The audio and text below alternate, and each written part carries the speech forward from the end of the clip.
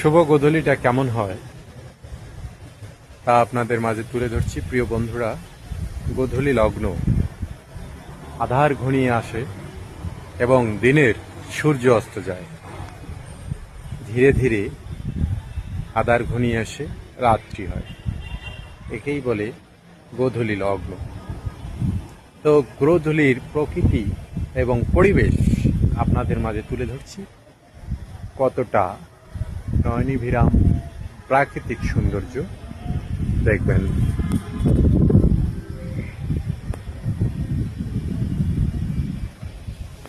প্রকৃতি ও পরিবেশ, বাতাসে দোল খাটছে ইউক্যালিপটাস গাছ। একদম শীতল বাতাস, আর ঈদের চাঁদ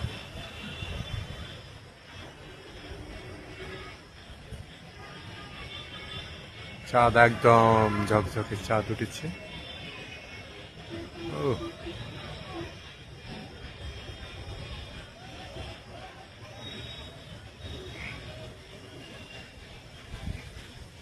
গোধূলির আকাশে উড়ছে মেঘ, কালো মেঘ সরে গিয়ে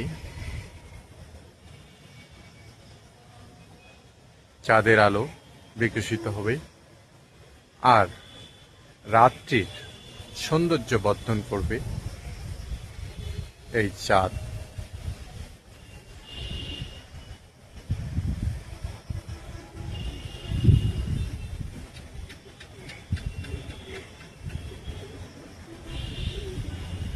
গোধূলির এই হিমেল হাওয়া সত্যি অপার সৌন্দর্য।